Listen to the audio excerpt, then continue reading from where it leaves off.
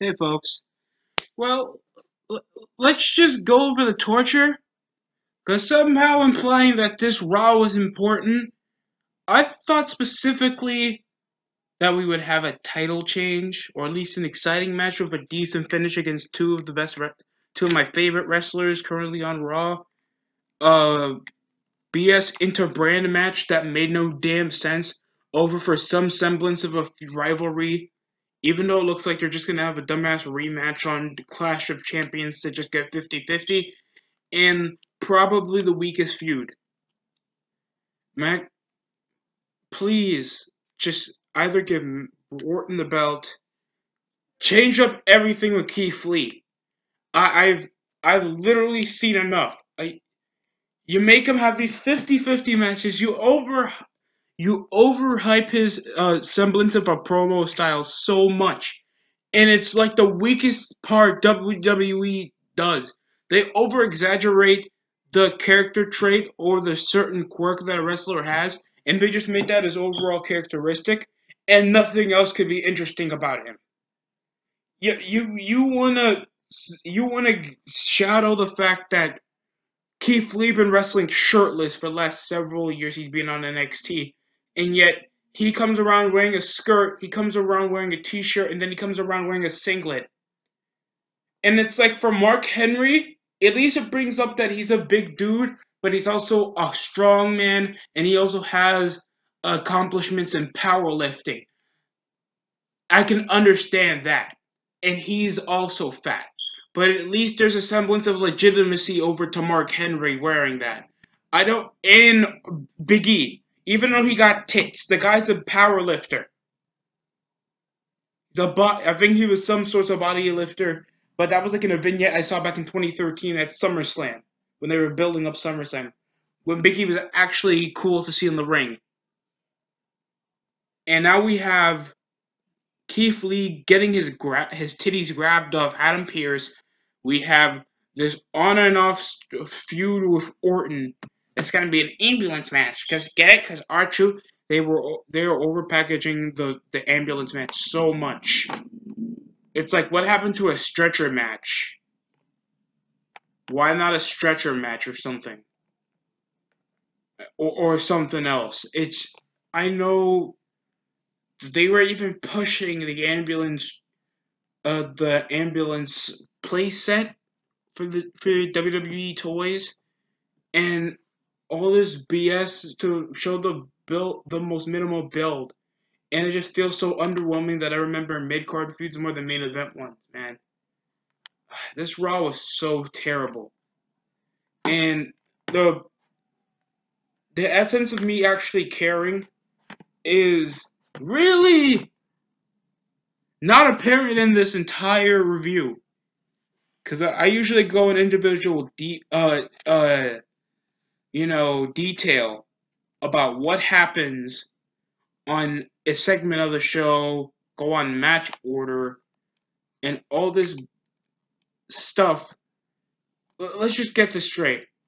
Cedric Alexander beats Ricochet in a on on a arm two match that I didn't care over the semblance of a brotherhood, even though these guys had the most inconsistencies tag team, and all they had was squash matches. And the most memorable thing I've seen with them is two guys that are back on NXT because how bland and irrelevant they are until MVP got the Hurt Business. He won off a lumbar check. There were some counters over a decent kick, uh, decent reversals. The match ended as abruptly as it did. They had no post match assault. The only thing that we had to semblance any conflict was Eric coming out to help black people, and then spark a feud with uh, Bobby Lashley that they run to backstage. That's why MVP and Cedric and Shelton were the only people there in Cedric's corner. There was also another segment with him involving Adam Pearce having the issue of retribution, interrupting after the match, going over, oh, get these jobbers off my screen. Aces and eights are more freaking intimidating than these guys. and how inconsistent and dodgy the storyline was. At least it was more centered in build. It was stars that you could actually decently get behind, and I actually cared about everybody that was involved. And by the way, it revolved around the entire show, and it was and primarily in main event scene storylines. So yes, even the Aces and Eights is treated more seriously than Retribution. We have masked assholes just destroying private property. You have biker-themed dudes kicking the crap out of each other using hammers, bikes, intimidating Sting and Hulk Hogan. Over the time, even when there was conflict remarking over Drew McIntyre and his injury revolving around his jaw after Orton punting him twice, the semblance of him even no-selling that to come back the previous week astounds me. And then they just have Adam Pearce here. That's I don't know. They reference MVP reference that he has some semblance of an authoritative position by Vince McMahon, but they have no. But Michael Cole, that's somehow on Raw for some apparent reason, with the makeshift transitions into Dolph Ziggler into MVP on the commentary system. You know, guys that are usually around the show 24/7 more than the wrestlers, thanks they share the most screen time. They never bring into detail what kind of position Adam Pearce has. If he has a GM position, if he has a commissioner position, he has a roster management position, something. If he's giving that much power and yet his security guards are failing, he doesn't even try to reference the factor of Retribution coming in. So we can't stop these guys. We can't stop these guys, even though there's several of them. And you guys are in the same setting. The storylines are dumb. We had the Street Profits against Cesaro and Shinsuke Nakamura. The match was okay. Over the basics, in the basics of you actually caring about a champions versus champions match against two guys, against two that are literally a makeshift tag, two that are never even over, and the only thing interesting is Montez Ford going through that dumbass frog splash. There was a running bottom rope slingshot German suplex. There was a decent hot tag. The only fun thing was Angelo Dawkins' numb bottom freaking jaw getting knocked out when Cesaro immediately, as soon as the bell rang, hit him with a European uppercut. That was the only thing that incited me. It ended off a frog splash after Cesaro thought he had the match won. And then after Angelo Dawkins took control, frog splash, Street Profits picked up the win. I don't know if this was for some sentence of bragging rights, even though we usually wait for that in the build to Survivor Series, for that forgettable little NXT TakeOver BS, that they wouldn't even be relevant anywhere, and I guess the ideas were struck because of COVID. Or something like this. This wasn't a title unification match because how thin the tag division is. Like, Ivar's injured. They're still with Miz and Morrison, even though they're not doing anything. Most of the New Day's injured. We only see Jey Uso most of the time. Andrade and Garza already in shaky grounds. Shelton and Ricochet already broken up. What's the reason of still making two brands if you already do this garbage? We have a thin tag division. We don't even know the identity of our brand in general. Like, do we primarily focus on heavyweights? Are we more on the fast-paced action? The only difference is we have Raw Underground. We both have talk shows. We both have a women's division. We both have a tag division. Raw used to have a cruiserweights division until we snuffed that out and somehow NXT has one. Yet, 205 Live still exists. Even though we already have, Finn Balor as NXT champion. And he's already, the size of a cruiserweight. Don't you dare be like, but New Japan, he was challenging for the IW poopy Yu-Gi-Oh! Championship when he still looked like a midget. Don't semblance of legitimacy, all because a guy was good in Japan. That ain't gonna make you stuff on WWE. It's unforgivable what they did with Vader, but Vader was still respected. No one cares about Finn Balor.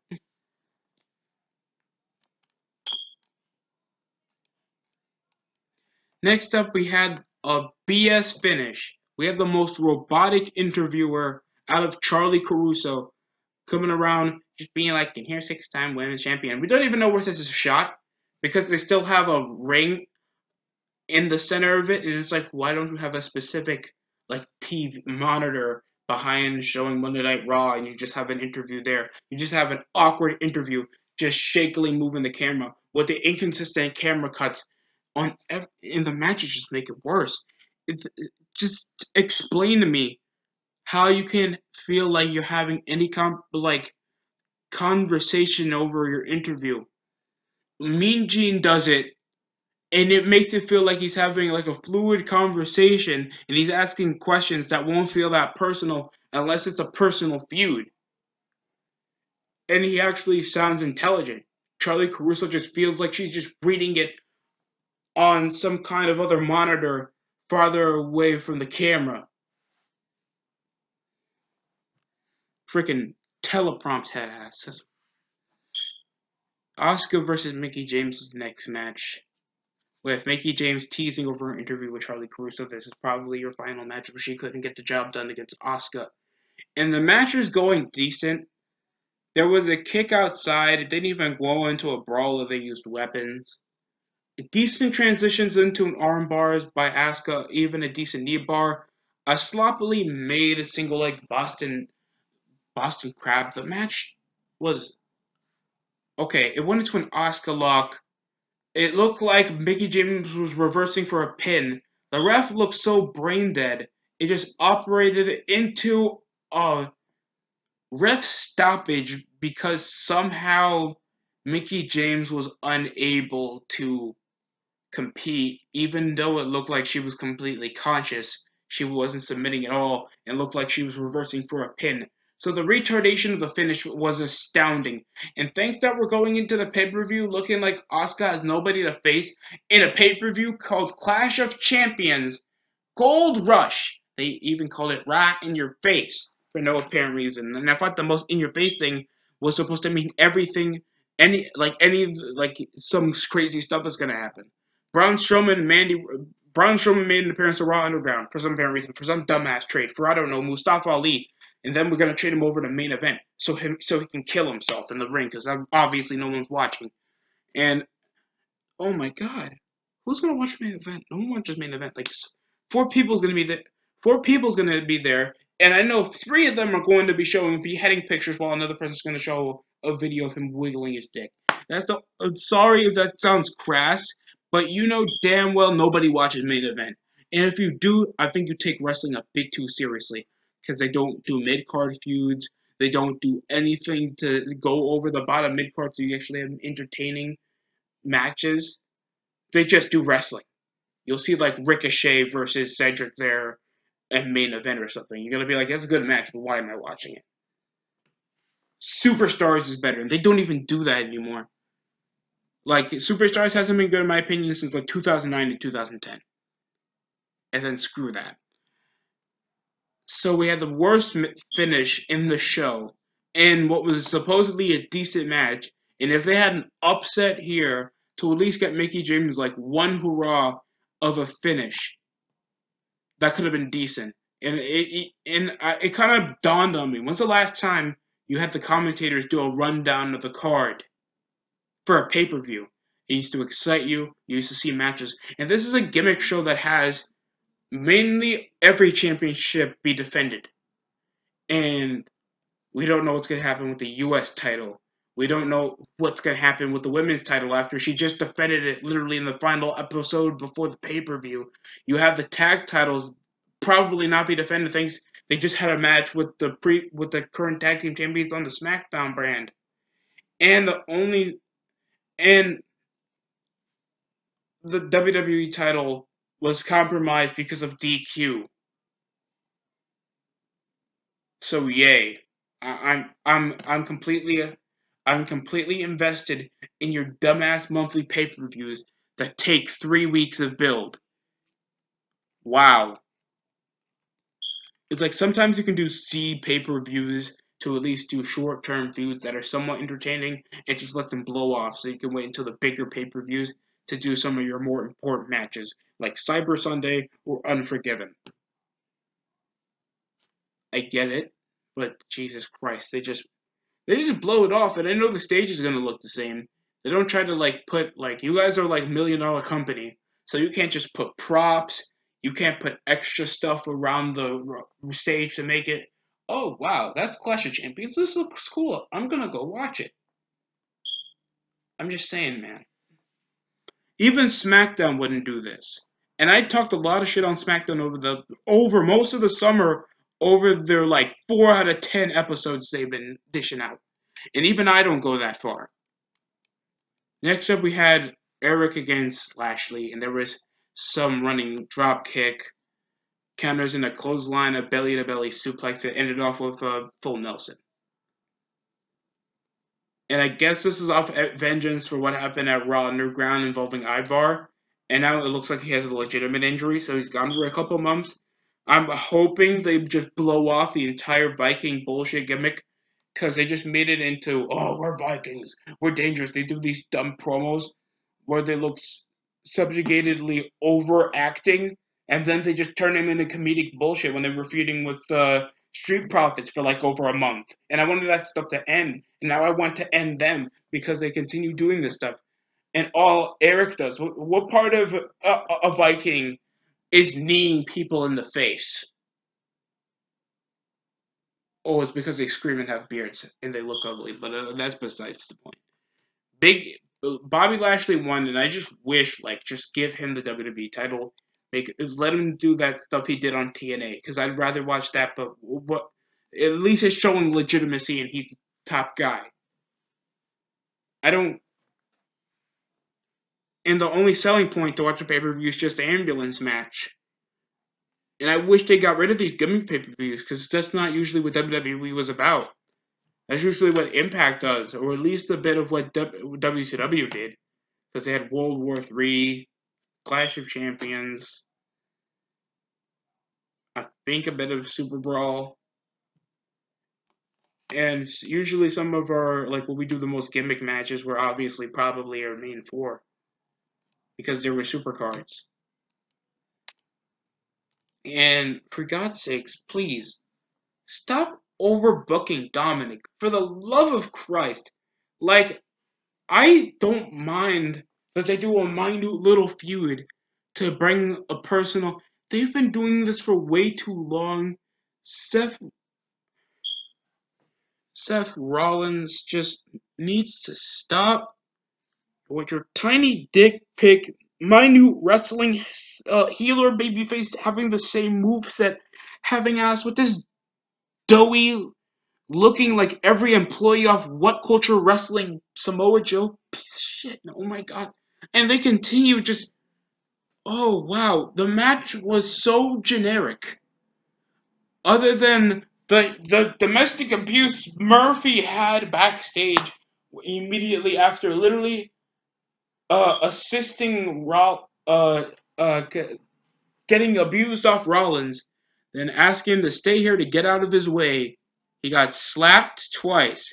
If that was any other mid-carder from like probably even Ruthless Aggression, I would pimp slapping back. Why is Murphy obligated? Like, if they did this with MJF on Wardlow back in AEW, it would make sense. Because if you cross MJF, he doesn't have a job anymore thanks he's not contracted by AEW. So it makes sense why Wardlow wouldn't try to get in MJF's bad side once in a while. Last time I checked, you're not financially backed by Seth Rollins, and the only benefits you had with him was just beating up a 20-year-old unexperienced wrestler and winning the tag belts back at January. You had no power on Raw, and you haven't done anything but job out to this piece of tripe that looks like the guy from iCarly, Fred from iCarly. had a terrible tattoo day. And the match, the only thing that kept my attention was a superplex into a Falcon Arrow, some drop kicks, a Hurricane Rana of Dominic. It ended up when Dominic was about to escape, a kendo stick was given by Murphy for some apparent reason. Then Rollins came attacking Dominic with the kendo stick. 2 curb stomps were made, and that was the finish. 50-50 booking at its finest, because obviously we're not going to make an experienced wrestler look strong against the previous Royal Rumble winner from 2019. I know this is supposed to be like an uprising, but why wasn't this kid on NXT? I understand you want to give him that major chip on the shoulder, but why not just put him on the developmental brand? I'm sorry, NXT ain't shit. And of course, for any like semblance of legitimacy over your third brand, getting 600K isn't good. Pat McAfee being the most charismatic part of your show is not a good semblance to display character. No matter what 40-minute 5-way like a 2-hour 5-way Iron Man match, elimination style in War Games is going to make it probably get 800 viewers. Matt Hardy's concussion as with a baby drew more than NXT. Please stop. And the match ended up with Murphy getting still abused off Rollins, hit with a cage door, and the Mysterio is aiding Dominic. The match was meh as it get, but I really want this to stop. They're probably gonna end it like when they do Hell in a Cell or something, in like a tag match, or like Dominic versus Rollins Hell in a Cell, and I just want this feud to end. Because like, there's no beneficiary in this. You beat up an inexperienced kid in wrestling, or Dominic just beats the shit out of a former world champion who beat Lesnar clean. That's why I dislike feuds like this. And if you want to bring the selling point of a God-fearing man, why isn't Rollins being more mentally broke down? Yes, I get it. He's insane for busting open Mysterio's eye, but other than that, you're just beating up a kid. What followers are you getting? You have the Authors of Pain, they got released. You keep abusing Murphy even though he does whatever you say. Still, even though you cast him aside when Dominic was beating the piss out of him. Awesome. I'm loving this charismatic Rollins that still has a voice of a decaying squeaky toy, even though he's like in his 30s. Next up, we had Strowman dominating Raw Underground, even at the same jobbers except one guy that looks like Dio Madden's biggest fan.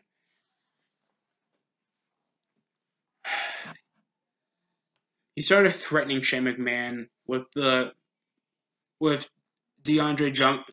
Andre Drummond, that is the door guy, defending him, forcing himself in, and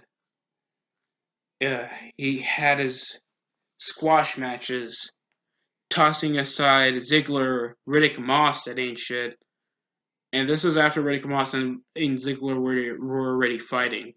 And the reason they did this, I don't know. Like, they don't do this with mid-card feuds. They don't finalize feuds with the type of match. They don't bring sets of rules except you win off knockout or tap or submission. And it's like, if you want to, just bring the Tiger Cage back.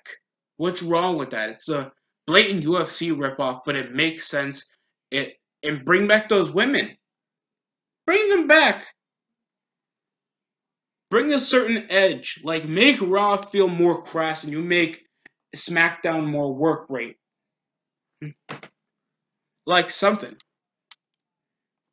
Strowman ended up and they teased up some kind of feud with this big dread piece of garbage, Kato, and I am not infused in this feud. I don't care that Strowman's on Raw.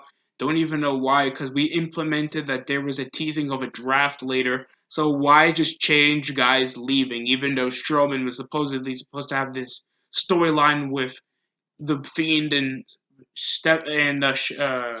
Alexa. So that's completely out the water. And now Mandy's on Raw because of a feud with The Miz and Otis, even though Mandy was never in the feud.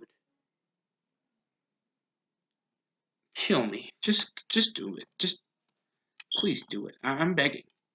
Next up, we had Kevin Owens. That the funniest part was him referencing Hot Topic involving Aleister Black, because Aleister Black actually legitimately looks like he dresses off Hot Topic. Not like there's anything particularly wrong with that. I have friends that go to Hot Topic. I have a friend that works there, and it just makes a lot of sense for somebody like Aleister Black. And he even has the name that sounds like, "Hey, why do I have tally marks on my wrist?" So the match happens off a flickering of lights after Aleister was about to set up for the Black Mass. He was immediately distracted off the blacking out, and then a stunner for the finish. We had a counter off a baseball slide into a roundhouse kick to the face, a brainbuster. I think we had a Uranagi put on Aleister. The match was basically short with a mid finish that didn't even get carried on to. Who did that? Who nearly shut off the lights, and you thought that would be Retribution disrupting another match. No. They don't even go any further, and they don't even question it for later in the night. Like, is this Retribution just manipulating most of the matches here on Raw?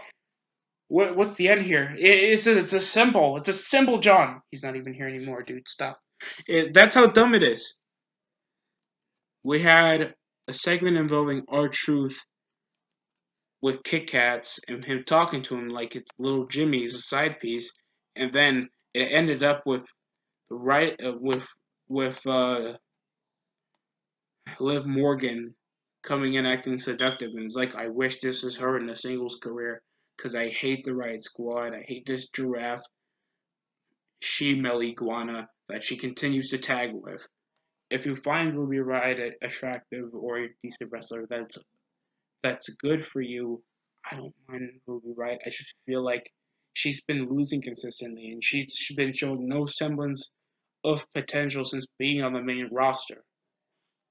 Liv Morgan, I can see that charm. I can see that personality. I can see her looks. I can see the way she displays herself in the ring, and she seems like a better wrestler.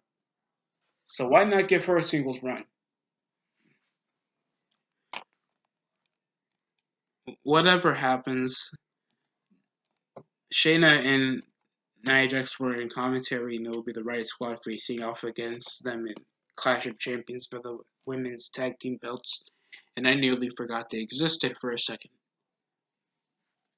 And it ended off, I think, off Liv connecting with a face breaker and then a riot kick for the win. I'm so excited. They face Lana and Natalya, and Lana's only thing is that she can do the splits. I already heard some news about her off cyberbullying, so the semblance of them showing dominance was them beating out a team that's already out. And I guess it's supposed to still display that they're heels, but it just makes them feel cowardly, and I already hate both of them. Because Nia Jax has a reputation, and Shayna Baszler is as ugly as your first crush. So yeah. Next up, we had Keith Lee and Drew McIntyre, and this had some semblance of drama because, of course, Drew McIntyre noticeably is known for his jaw injury that he suffered off Randy Orton. Keith Lee, getting interviewed later in the night, was distinguished when you take advantage of the injury. Now, you don't ask that question because that's actually going to get into his mind. So as soon as McIntyre started referencing Keith Lee came aboard and then brings up the weak point of when he can take advantage of the match. These guys started fighting for over 30 minutes. After another match, they just started fighting for 30 minutes. Yay! So you would think this would be personal because I mean they would be Keith Lee would be more intelligent to try to attack twice, and he would think just teasing. He could have just gestured that he knows his weak spot and just walked back and felt like the more intelligent big guy. He comes around doing it 3 times, and he obviously got sucker punched. So it ended up with these fat idiots. I'm kidding. With these idiots coming around just fighting for like 30 minutes until going back into the ring. We had counters, we had rollouts, a vertical suplex that was impressive. And the match was nearly at the end point after a failed attempt at a spirit bomb. Then Retribution came disrupting the match. Keith Lee and McIntyre worked together, but the numbers were too high until the uh, Hurt Business come out because of Adam Pearce trying to give a deal and see if Hurt Business can actually help by MVP, implying that you gotta pay him, and that brings up a cool dynamic. And I wished MVP did something like this in the past if it wasn't for literally his past. So it ended up with MVP, Lashley, Benjamin, and Cedric coming out to help. Then we ended with an NXT like ending, like everybody's on the floor. Both of them did a plancha on top of the rope. It took everybody out, and that was the end.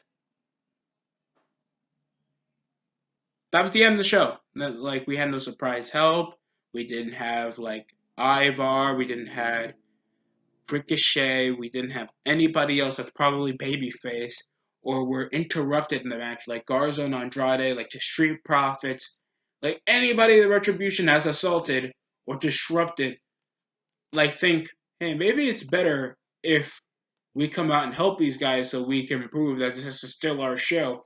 But no, it was just a babyface and we had like an NXT ending. And this is our go home for the pay per view. Oh, by the way, Selena Vega challenged Asuka for the women's title. I wanted to add there late because I'm lazy. And I'm already vented too much on the show while I was reviewing. So, Raw gets a 3 out of 10.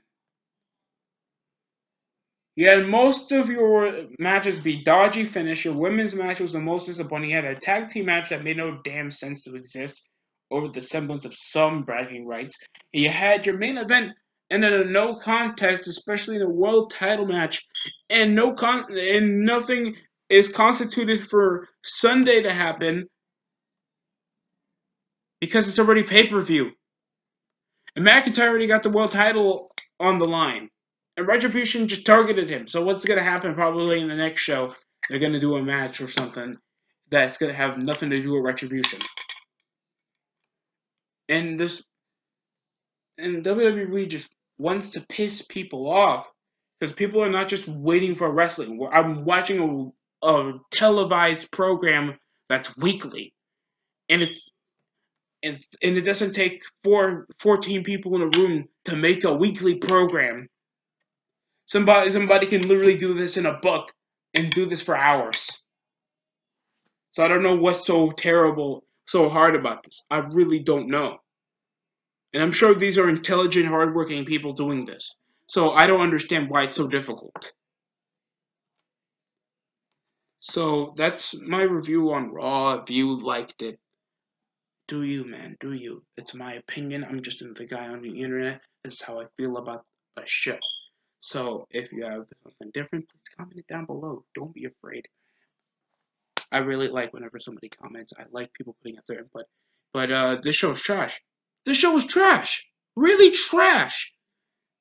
But if you think differently, please tell me all about it. I want to hear a different perspective. That's it coming from me. Thanks for watching the DST show. That's it.